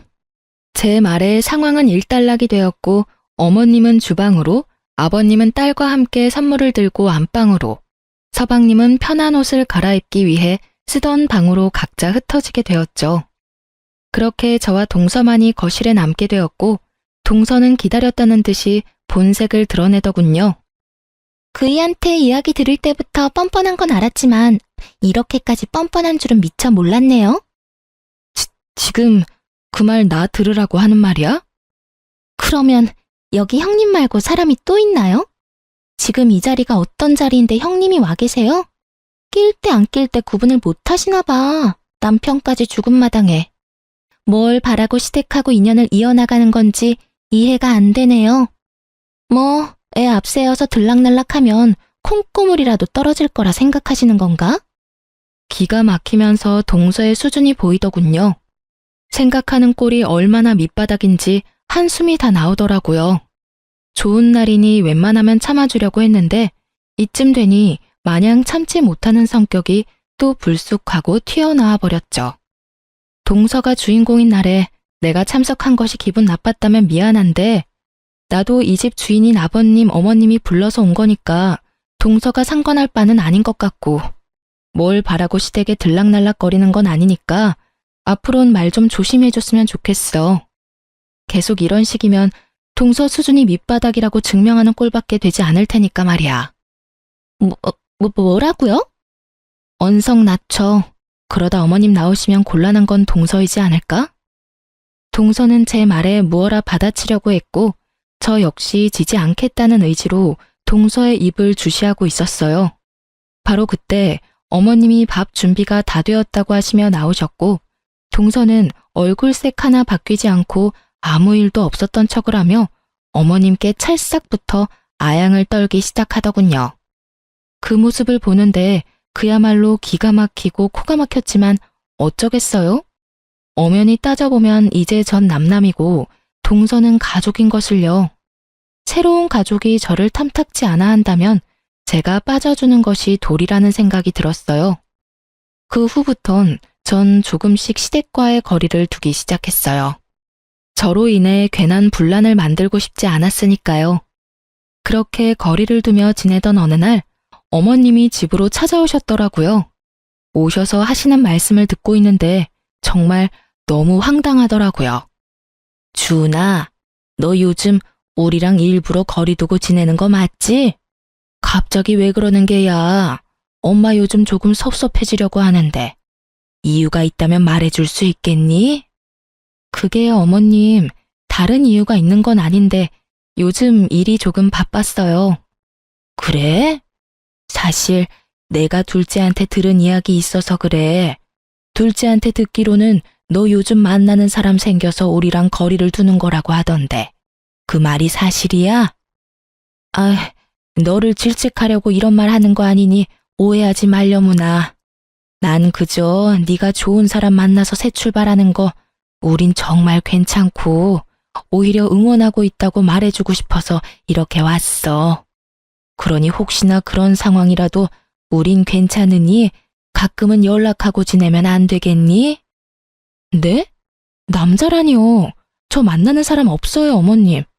어머님도 알다시피 희은이 하나 키우는 것도 바쁜데 제가 언제 남자를 만나겠어요? 그것도 그렇고 저 아직 다른 사람 만날 생각 전혀 없어요. 그러니? 그런데 왜 둘째는 그런 말을 했을까? 확신에 가득 차서 사실인 양 너 남자 있다고 하던데 뭔가 착각을 했나? 아마 그런가 봐요. 뭐 때문에 그런 오해를 하게 되었는지는 모르겠는데 단단히 오해했나 보네요. 하여튼 그런 일은 전혀 없고 혹여나 제가 남자가 생겨도 어머님 아버님과의 관계를 완전히 끊어내는 일은 없을 거예요. 우리 희은이 할머니 할아버지인데 제가 어떻게 그 천륜을 끊겠어요? 그렇게 말해주니 고맙구나. 난 혹시나 하는 마음에 네가 부담 느낄까 봐 그랬어. 어머님은 그렇게 절 오래 보셔놓곤 아직도 절 모르세요? 제가 부담을 느끼거나 불편해할 성격으로 보이세요? 하긴 넌 참는 성격은 아니지. 늙으니까 이래. 괜한 걱정만 늘어. 전 전혀 그런 것이 아니라며 오해한 것 같다며 대충 둘러대긴 했지만 도저히 동서가 이해되지 않더라고요. 아무리 남편도 죽고 인연이 끊어진 내가 동서한테 거슬릴 수 있다고 좋게 생각해 보려고 해도 없는 사실까지 만들어내며 저를 몰아내려고 하는 동서의 짓거리가 과하다는 생각밖에 들지 않았어요. 당장이라도 동서에게 왜 그런 있지도 않은 일을 말하고 다니냐고 묻고 싶었지만 전화번호도 모를 뿐더러 오해도 다 풀렸으니 괜한 입씨름 하지 말자는 생각에 그냥 넘어가 주었어요. 전 다시 일상으로 돌아와 지내고 있었고 딱히 동서와 마주칠 일이 없으니 자연스럽게 기분 나빴던 일은 잊고 지내게 되었죠. 그렇게 바쁜 일상을 보내며 지냈고 웬만하면 동서와 마주치지 않으려고 했는데 마주쳐야만 하는 날이 다가오더군요. 그건 바로 남편의 기일이었어요. 서방님이 장가를 가기 전까진 매년 시댁에 모여 다 함께 밥을 먹곤 했어요. 제사를 지내지 않는 시댁이라 식사로 제사를 대신했던 것인데 상황이 이러하니 그것마저도 고민스럽더라고요. 그래서 전 올해가 마지막이라는 생각으로 시댁으로 향했어요. 매년 딸과 함께 참석했었는데 가끔 마주치는 동서가 제 딸을 대하는 태도가 상당히 눈에 거슬렸던지라 딸은 친정에 맡기고 혼자 시댁으로 향했죠. 자신도 할머니 할아버지가 보고 싶다고 울고 불고 하는 딸을 어르고 달래는데 얼마나 진땀을 뺐던지 평소라면 택시를 타고 갔을 거리를 바람도 쐴 겸 걸어가고 있었어요. 얼마나 걸었는지 어느새 시댁이 가까워지고 있었고 동서 역시 일찍 나섰는지 제 앞에 걸어가고 있더군요. 아는 척을 해야 하나 말아야 하나 나름 진지하게 고민하고 있는데 앞서가는 동서의 통화하는 목소리가 들려오는 것이 아니겠어요? 이미 아는 척할 타이밍은 놓쳤고 전 그저 조용히 동서의 뒤를 따르며 본의 아니게 그 내용을 다 듣게 되었습니다. 아니, 오빠. 갑자기 그런 큰 돈을 어떻게 달라고 해. 그 사람들이 바본 줄 알아? 시집 온 지 얼마나 됐다고 덜컥 돈을 달라고 해? 생각을 좀 하고 말하란 말이야. 아, 상황 보니까 형도 줄 거 없고 내가 아들 하나 낳아주고 거머리같이 붙어있는 형님만 몰아내면 그놈의 재산 받는 건 일도 아닐 것 같으니까 우선 기다려. 괜히 돈 이야기 잘못 꺼냈다가 나 이 사람이랑 이혼이라도 하게 되면 오빠가 다 책임질 수 있어? 다 해결할 수 있냐고. 그러니까 자꾸 전화하지 말고 기다려. 알겠어? 오빠와 돈이라니. 오빠라고 하니 당연히 친정오빠가 떠올랐고 돈 이야기도 나오니 동서의 친정에 돈이 필요하구나 하는 생각이 들더라고요.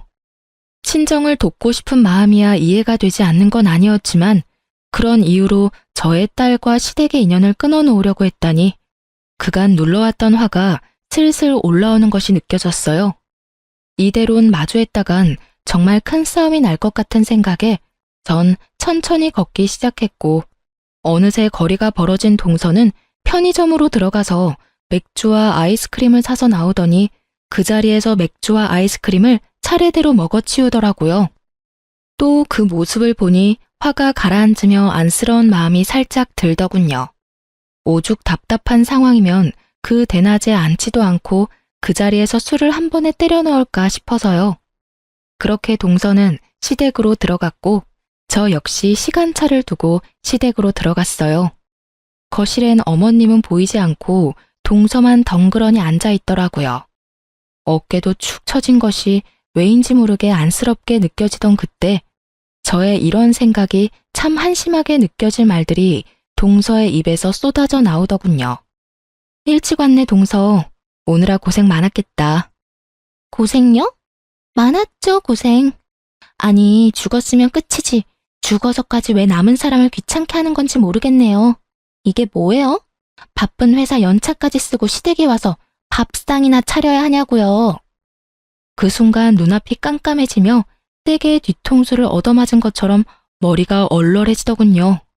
그리고 깨달았어요. 아, 저런 인간에겐 일말의 동정심도 사치이며 인간답게 대우해주면 안 될 인간이라는 것을요. 그랬어? 그런데 동서, 그렇게 이 식사 자리가 불만이었으면 동서가 오지 않았으면 됐잖아. 일전에는 동서가 주인공인 자리였다고 쳐도 오늘은 내 남편을 위한 자리인데 그런 마음으로 굳이 와서 그딴 말이나 짓거리고 있으면 내가 기분이 뭐 같지 않겠어? 뭐 같다니, 형님 말이 좀 거치시네요. 그리고 저라고 뭐 오고 싶어서 온 줄 아세요? 저도 딱히 오고 싶지 않았는데 온 집안이 한통속이 돼서 대단한 사람 죽은 날인 양 이 난리를 부리는데 어쩌겠어요? 꼴값 떨어도 내가 그 장단에 맞춰줘야지. 저도 정말 오기 싫었다고요. 그러면 지금이라도 돌아가. 내가 말은 잘해줄 테니까. 뭐라고요? 형님이 뭔데 가라 말아요. 내 남편을 위한 날이니까 내가 가라 말라 하는 거야. 다시 한번 말할게. 오늘은 동서가 그 꼴값 떤다고 여기는 내 남편을 기리는 날이야. 우리에겐 다른 어느 날보다 중요한 날이지만 동서에겐 그렇지 않다는 것까진 나 충분히 이해해. 말이야 바른말이라고 한 번도 보지 못한 아주버님 뭐가 그렇게 중요하겠어? 동서 말대로 산 사람이 중요한 건데, 그렇지? 그런데 아무리 그렇다고 해도 죽은 사람이 뭐라고 이딴 말이나 짓거리면서 그런 역겨운 마음으로 참석하는 건 안 싫고 내 남편도 달갑진 않을 거야. 그러니까 당장 돌아가. 오늘은 동서가 뭐라고 하든 내가 이 집의 가족이니까 말이야. 가족. 제 입에서 나온 가족이란 단어가 동서에겐 참 많이도 거슬렸던 모양이더라고요. 그 단어가 나오자마자 바르르 떨어대며 화를 내더군요. 가족? 지금 가족이라고 했어요? 어떻게 형님이 가족이에요? 아니, 형님이라고 부르는 것도 진짜 웃긴 거 알죠? 남편도 죽은 지가 3년이나 지났는데 왜 이때껏 이러고 있나 몰라? 뭐 재산이라도 한 푼 뜯어갈까 싶어서 기웃대는 그 마음 이해 안 되는 건 아닌데 보고만 있기가 참 역겹네요. 너무 추해서요. 저요. 욕이라면 정말 둘째가라면 서러울 정도로 찰지게 잘하는 여자인데 이 순간 욕이 튀어나오려고 하는 걸 얼마나 참았나 몰라요. 그렇게 죽을 힘을 다해 욕을 참고 있는데 방문 열리는 소리가 들리며 남편 방에서 어머님이 나오시더라고요. 한 번도 보지 못한 무서운 얼굴을 하고서요. 동서는 배를 눌러도 인기척이 없자 당연히 아무도 없는 줄 알고 미리 받아두었던 열쇠로 문을 열고 들어왔던 것이었어요. 안방 문이 열려 있는 것으로 봐선 혹시나 하는 마음에 안방까진 확인했는데 설마 어머님이 옛 아주버님 방에 있을 줄은 꿈에도 생각하지 못한 것이었죠. 하긴 저 역시 생각도 못했는데 동서라고 알 수 있었겠어요? 어머님의 등장에 저도 저지만 동서 역시 크게 놀라 얼굴이 하얗게 질려가더군요. 이게 뭐 하는 짓이야? 내가 어지간하면 듣고만 있으려고 했는데 도저히 참을 수가 없구나. 둘째 너, 첫째한테 말하는 뻔세가 아주 못 쓰겠구나. 나 없을 때마다 이런 식으로 첫째를 대했니? 어머님, 그게 아니라요. 전 아무도 없는 줄 알고 그랬어요. 아무도 없으면 손윗 사람한테 그렇게 막 대해도 된다고 배웠어? 둘째 너 그렇게 안 봤는데 아주 몹쓸애구나. 여기가 어디라고 그런 막말을 내뱉고 있어? 어머님, 제가 잘못했어요. 처음부터 그럴 의도는 아니었는데 형님이 절 너무 몰아세우시니까 저도 흥분을 해서 그만 말이 막 나와버렸어요. 어디서 끝까지 거짓말인 거야? 둘째 너, 내가 방금 어디서 나왔는지 잊은 게야? 네가 그렇게 죽어서까지 사람 귀찮게 한다던 장남방에서 나왔다. 오늘따라 생각이 많이 나서 먼저 떠난 아들 방에서 내가 얼마나 울었는지 네가 알아? 그렇게 울다 잠시 잠들었다가 깼더니 뭐? 죽었으면 그만이야? 귀찮아? 내가 너 처음 이 말할 때부터 당장이라도 뛰어나오고 싶은걸 그럴 수도 있겠다 싶어서 참고 있었더니 도가 지나쳐도 한참 지나치지 않니? 동서는 눈물을 흘릴 뿐 아무 말도 하지 못하고 있었고 그런 동서를 쏘아보시던 어머님은 문득 동서가 제게 남자가 있다고 한 말이 떠오르셨는지 그것에 대해서도 물어보시기 시작했어요.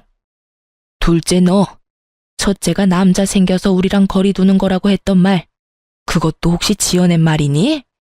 내가 이상하다 싶었는데 첫째가 아니라고 분명하게 말하니까 둘째 네가 오해했다고만 생각하고 넘어갔어.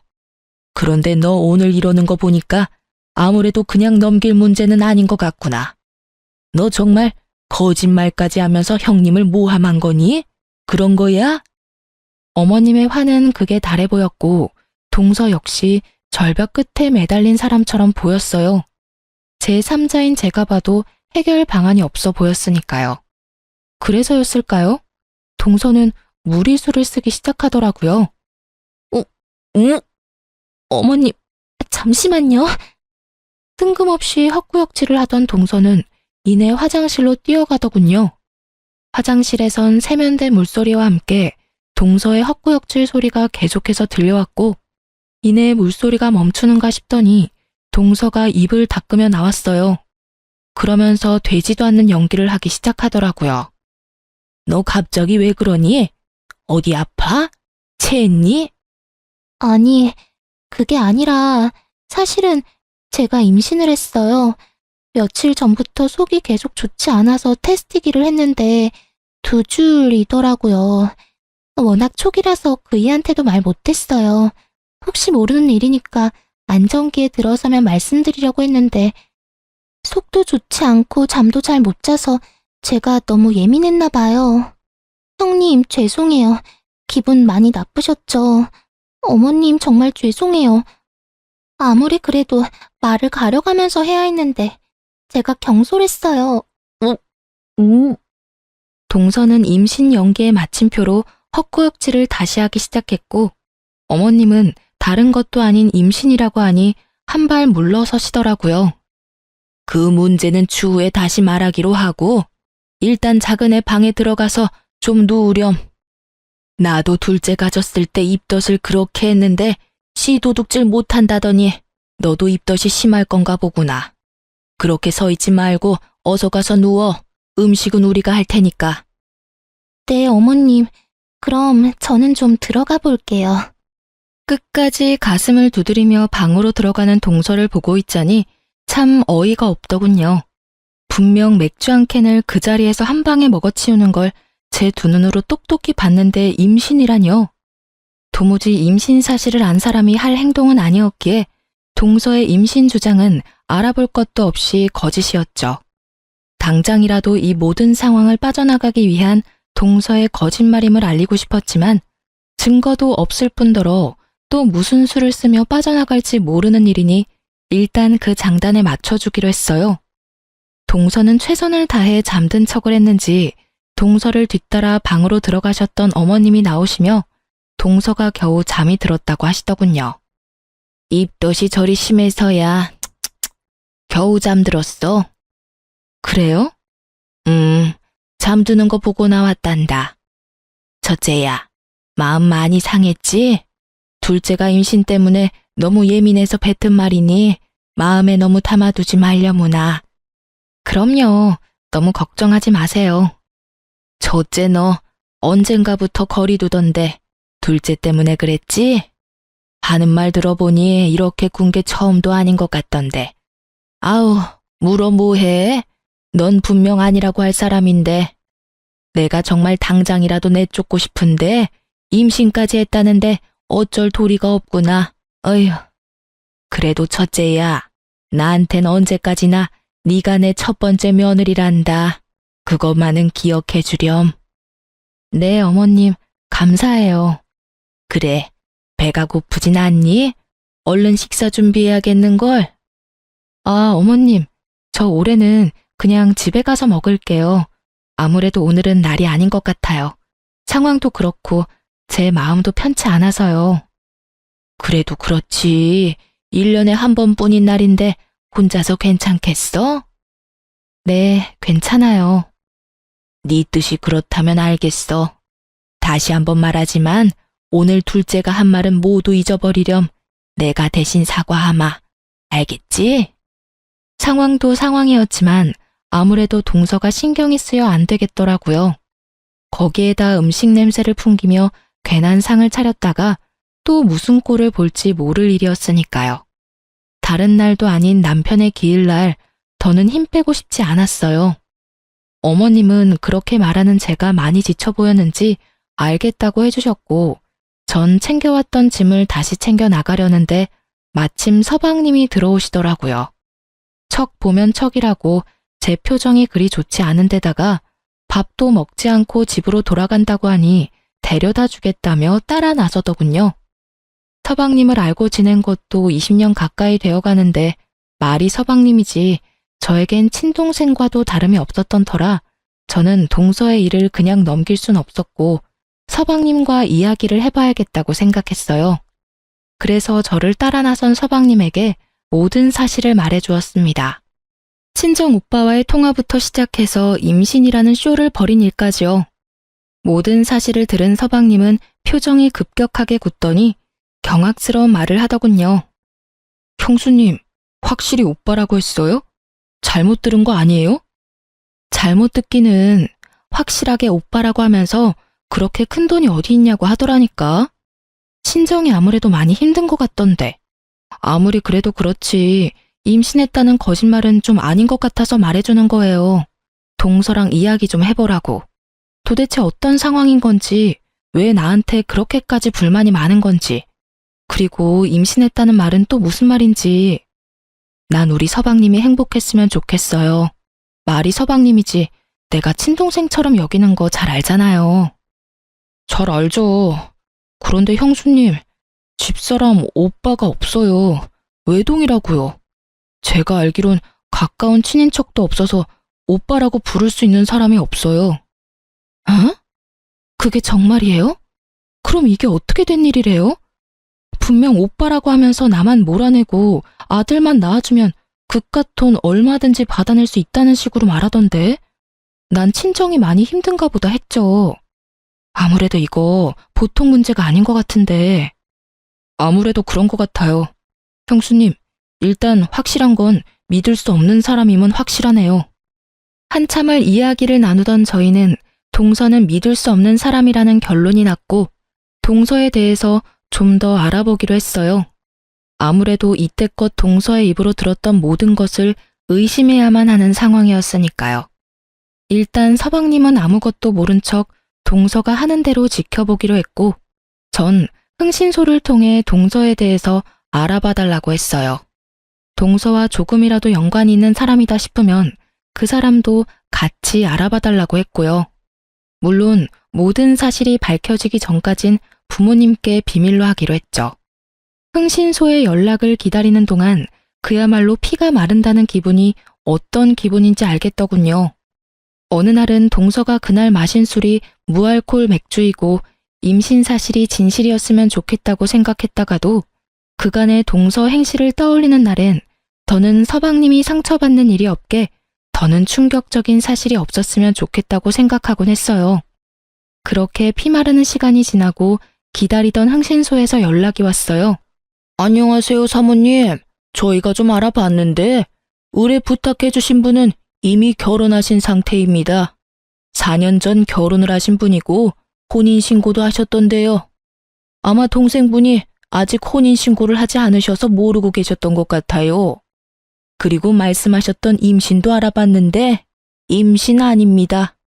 산부인과에 다니길래 임신했나 싶었는데 조사해보니 임신이 아니라 임신을 서두르려고 검진만 받고 배란일 받으러 다니는 거더라고요. 그렇게 낳은 자식 출생신고는 어떻게 하려고 하는 건지는 몰라도 대범한 여자인 건 확실해요. 이 여자랑 이 여자 진짜 남편 둘 다 빚이 꽤 되던데. 뭐 때문에 진 빚인지까지는 알아내지 못했고요.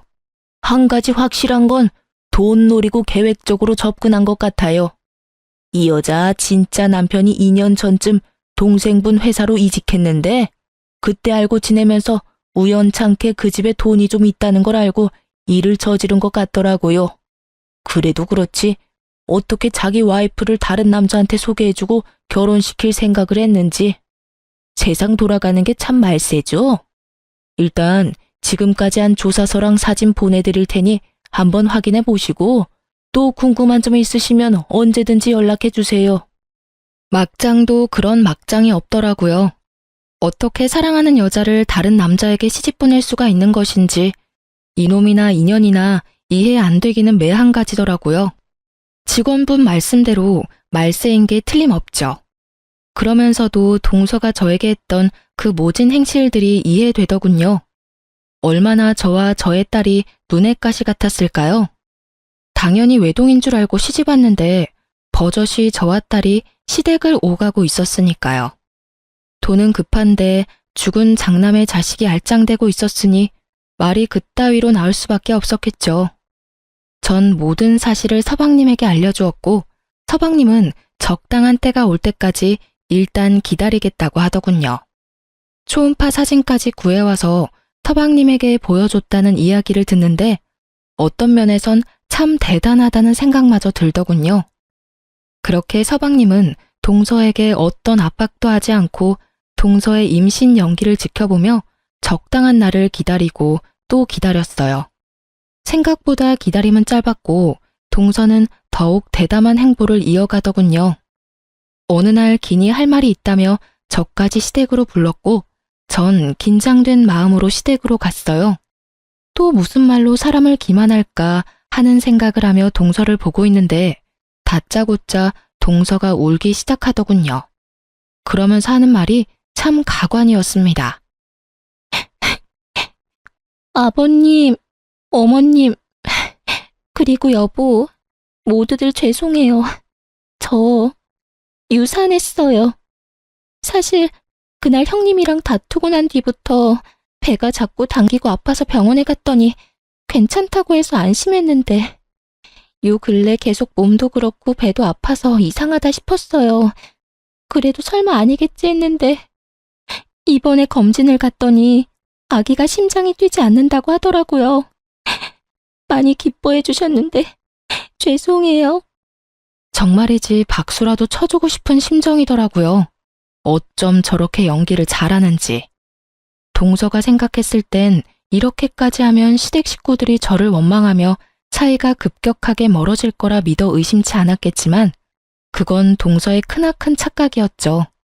감사하게도 함께한 세월이 긴 만큼 두 분 다 저에 대한 신뢰도가 높았고 무엇보다 어머님은 동서가 말하는 그날 처음부터 끝까지 모든 이야기를 다 들었던 터라 저를 책망하기는커녕 동서를 나무라기 시작하셨어요.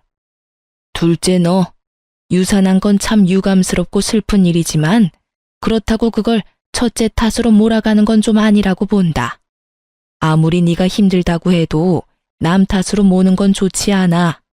그날 내가 다 들었는데 처음 시작도 둘째 네가 했고 마지막까지도 네가 첫째에게 모진 말을 뱉어내지 않았니?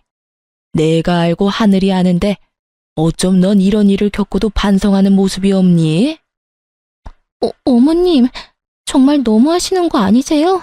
그때도 말씀드렸다시피 저 입덧도 너무 심하고 잠도 못 자서 예민한 상태였어요. 물론 그날 제가 형님께 버릇없이 한 건 맞지만 제가 오죽했으면 그랬겠어요? 어머님 안 계신 곳에서 형님이 얼마나 저한테 모질게 구셨는데요. 어머님은 아무것도 모르시면서 왜 형님 편만 드세요? 제가 오죽했으면 유산까지 했겠냐고요. 불쌍한 우리 아기. 엄마가 미안해. 엄마가 널 잘 지켰어야 했는데.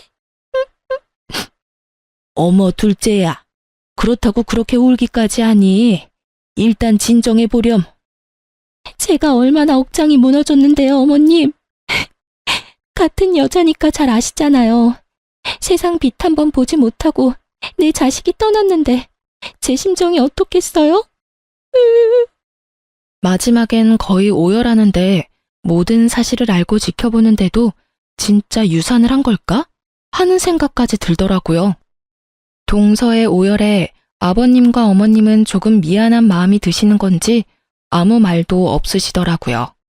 눈물도 고이시는 것이 이대로 지켜만 보면 안 되겠다는 생각이 들었어요. 그래서 전 흥신소에서 받은 사진을 바닥에 내려놓으며 말했습니다. 동서, 이제 그만 울고 이 사진들 좀 볼래? 아무래도 동서 설명이 좀 필요한 것 같아서. 설명은 무슨 설명? 이게 뭐예요? 혹시 제 뒷조사 하셨어요? 지금 그런 게 중요해? 얼른 설명부터 해봐. 이 남자는 누군데 동서랑 이리도 다정하게 있는 건지, 임신한 사람이 왜 난임 클리닉을 다니고 있는 건지. 제가 사진을 보여주며 몰아붙이자 동서는 손바닥 뒤집듯 태세를 바꿔 다 오해라는 말을 해대더군요. 하지만 이미 늦은 일이었어요. 모든 상황을 지켜만 보고 있던 서방님이 나서기 시작했으니까요. 아버지 어머니, 이 사람 남자가 있어요. 그래서 전 이 사람하고 이혼하고 사기죄로 고소할 예정이에요. 심력 끼쳐 죄송해요. 제가 잘 알아보고 결혼했어야 했는데. 서방님의 말을 듣고 있던 동서는 고소할 거란 말에 파르르 떨며 따지고 들기 시작했고 비교적 차분히 말하던 서방님도 더는 참을 수 없었는지 모든 사실을 큰 소리로 밝히기 시작했어요. 고소? 사기? 그게 무슨 말이야, 여보. 이혼은 그렇다고 쳐. 바람 피운 게 뭘 그렇게 큰 죄라고 고소까지 한단 말이야. 그러지 말고 나 한 번만 용서해줘. 딱 한 번 실수였어. 정말이야. 실수? 실수라고? 넌 결혼한 사실 숨기고 다른 남자랑 결혼한 게 실수야? 어떻게 끝까지 거짓말이야, 끝까지. 아버지 어머니, 알고 보니 이미 결혼을 한 사람이더라고요. 이혼한 여자가 아니라 아직 유부녀였어요. 그리고 임신? 그것도 거짓말이었고요. 애초에 임신을 한 적도 없고 그렇기에 물론 유산한 적도 없고요. 아니야. 이거 다 사실이 아니야. 오해라고. 오해야. 오해? 내가 모를 줄 알아? 박대리 그 새끼가 의도적으로 자기 마누라인 너를 나한테 소개시켜줬고 넌 깜찍하게 날 속이고 우리 집에 시집와서 우리 집 돈으로 네 남편이랑 네 빚 갚으려고 했다는 거. 그걸 어떻게... 여보, 내 말 좀 들어봐. 들어볼 필요도 없어.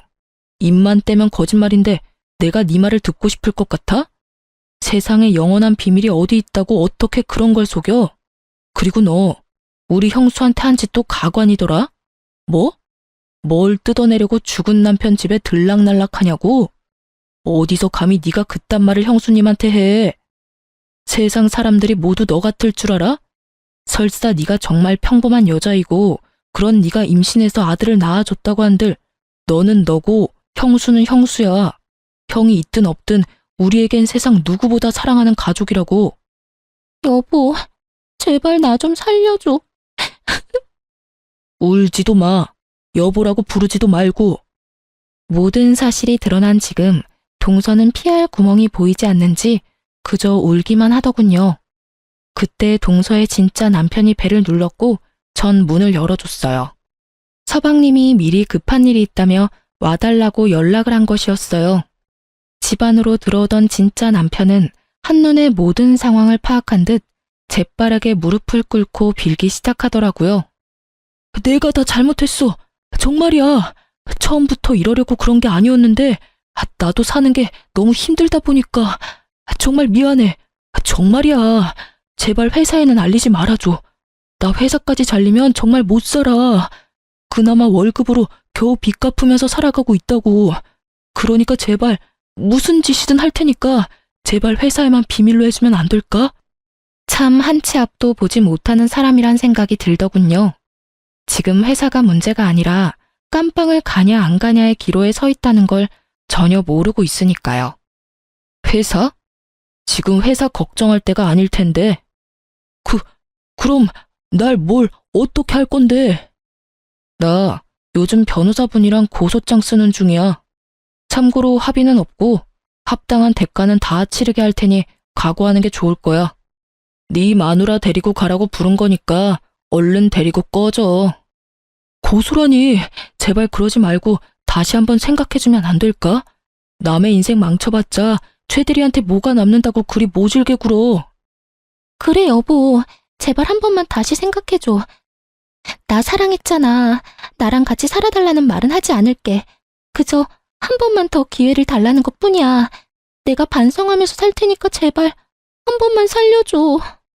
급기야 두 사람은 울고불고 하며 매달리기 시작했고 아버님과 어머님은 그 꼴을 보고 있기 힘드셨는지 방으로 들어가 버리시더라고요.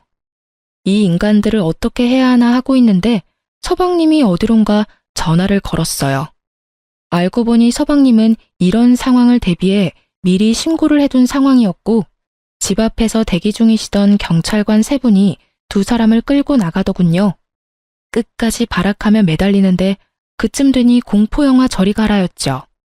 사건은 일단락되었고 서방님은 다행스럽게도 전동서가 혼인신고를 밀어준 덕분에 결혼에 대해선 따로 뭘 할 것이 없더라고요.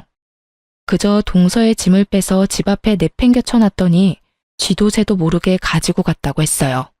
전동서의 진짜 남편은 소송이 진행되며 회사의 모든 사실이 알려져 당연스럽게 회사에서 잘리게 되었고 실력 좋은 변호사분이 합의는 절대 없다는 서방님의 의견을 적극 반영해 최선을 다해 사기죄 최대 형량을 받아내겠다고 하더군요.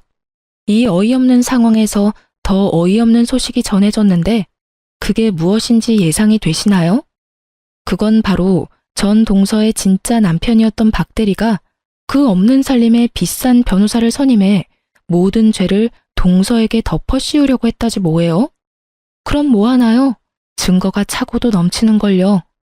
괜한 돈 낭비만 하고 다니는 진짜 남편과는 달리 전 동서는 진짜 남편에게 배신당하고 자포자기한 상태에서 판결만 기다리고 있는 상태라고 하더군요. 그렇게 그 거머리 같은 사기꾼들과의 인연은 끝이 났어요. 전 여전히 시댁과 친정의 도움을 받으며 잘 지내고 있어요. 언젠가 두 사람은 결국 깜빵에 가게 되었다고 듣긴 했는데 형량을 얼마나 받은 것인지 그 후엔 어떻게 되었는지 묻진 않았어요. 괜한 상처를 들춰내는 짓인 것만 같아서요. 한동안 서방님, 아니 도련님은 힘들어 하시더라고요. 애써 숨기려고 노력했지만 훤히 다 보여 제 마음이 더 아프더군요. 하지만 시간이 약이라는 말이 딱 맞는 게 요즘은 꽤 많이 잘 지내고 있어요. 최근에 제가 급하게 일이 있어 도련님께 아이의 하원을 부탁한 적이 있는데 그날 딸을 데리러 간 도련님이 선생님에게 반하신 건지 선생님에 대해 이것저것 물어보더라고요. 참고로 전 대찬성이에요. 그렇지 않아도 평소 제가 좋게 보던 분이라 내심 잘 됐으면 하는 마음으로 앞으로 자주 딸의 하원을 부탁할 계획이에요. 아, 그리고 최근에 시댁에서 건물 한 채를 넘겨주셨어요. 전 너무 과하다며 이미 받은 것이 너무 많다며 거부했지만 어머님이 이렇게 말씀하시더라고요. 첫째야, 내가 이번 일 겪으면서 느낀 바가 많아. 내 생각 같아선 언제까지나 네가 우리 가족이고 그 사실은 변함없을 테지만 또 사람 일이 어떻게 될 줄은 모르는 일이지 않니? 그리고 어차피 이 건물은 너한테 주려고 했던 거였어. 이왕 줄 거 조금 더 일찍 주는 것뿐이니 받아주려무나. 어떻게 되기는요. 희은이가 있는데 죽을 때까지 가족이죠. 그렇게 생각해주니 고마워. 너 내가 했던 말 기억하지? 혹시나 좋은 사람 생기면 새 출발하라는 말. 나도 그렇고 네 아버지도 그렇고 우린 네가 좋은 사람 만나서 다시 사랑받으면서 살았으면 좋겠어. 혼자 긴 여생을 살아가는 건 너무 외롭지 않겠어? 그러니 너도 좋은 사람 있으면 연애도 하고 연애하다 이 사람이다 싶으면 결혼도 해. 알겠지? 건물은 잘 챙겨뒀다. 희은이 공부도 시키고 너 결혼하게 되면 결혼 자금으로도 쓰려무나. 이렇게까지 챙겨주시는데 더는 싫다고 할 수도 없는 노릇이길래 못 이기는 척 받아뒀어요. 어머님이 계속 말씀하시니까 문득 결혼 생각을 다시 해보게 되었어요. 그런데 글쎄요. 앞으로는 어떻게 될진 모르겠지만 아직까진 결혼 생각이 전혀 없네요. 아직은 하늘에 있는 남편만큼 다른 사람을 사랑할 자신이 없는 거 있죠? 그저 딸아이와 함께 행복하게만 살아가려고요. 이로써 저의 시댁 이야기는 끝이 났습니다. 긴 사연 들어주셔서 감사합니다.